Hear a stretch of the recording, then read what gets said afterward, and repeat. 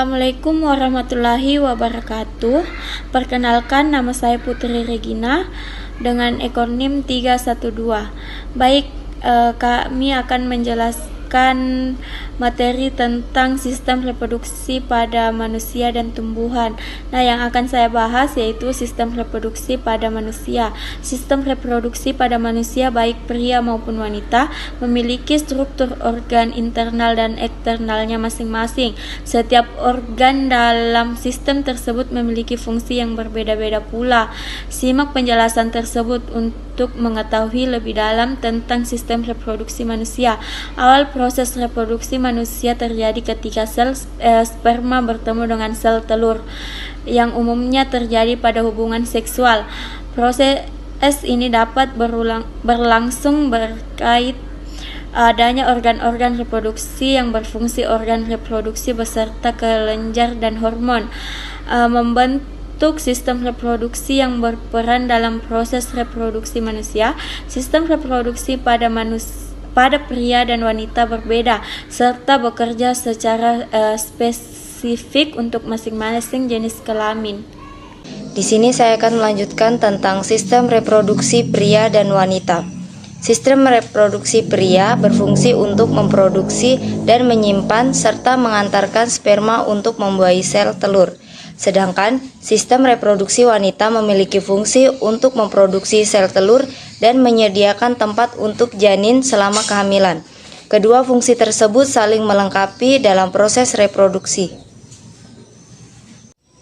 Sistem reproduksi pria.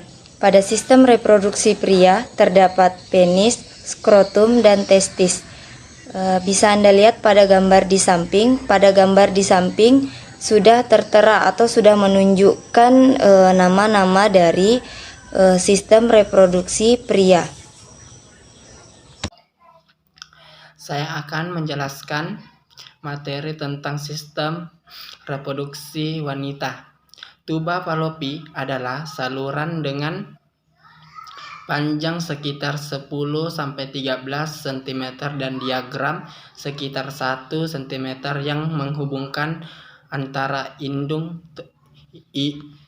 telur atau disebut ovarium. Saluran ini berfungsi sebagai tempat berjalannya sel telur dari ovarium menuju rahim saat ovarium dan sebagai tempat pertemuan sel telur dengan sperma. Saat proses pembuahan, ovarium yang berukuran sebesar biji kenari ini merupakan bagian dari sistem reproduksi wanita.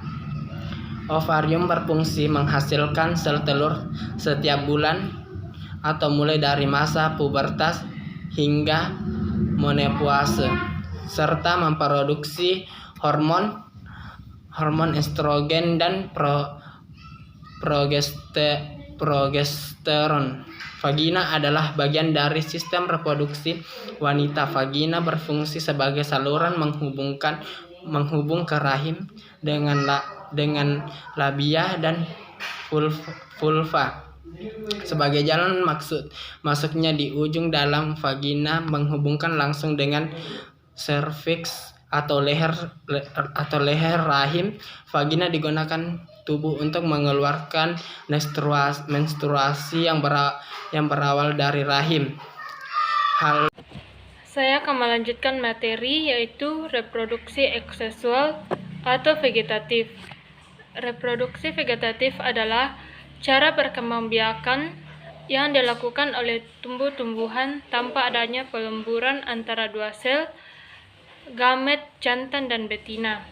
Namun, organisme baru berasal dari bagian tubuh induknya secara langsung.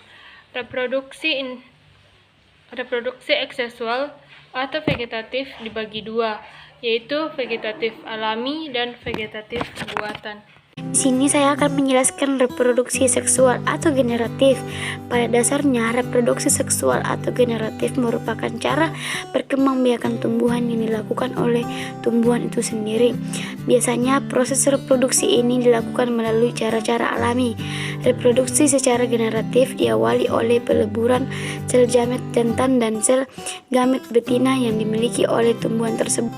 Perlu diketahui, gamet merupakan sel yang diproduksi oleh suatu organisme untuk tujuan tertentu.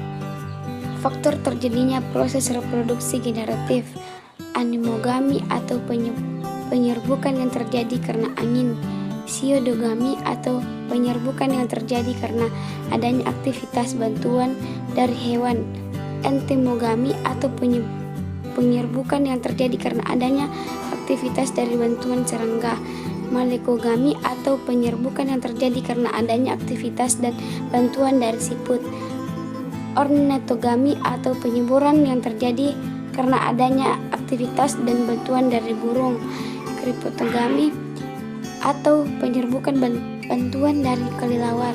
Yang terakhir, antropogami atau penyerbukan yang terjadi karena adanya aktivitas dan bantuan dari manusia.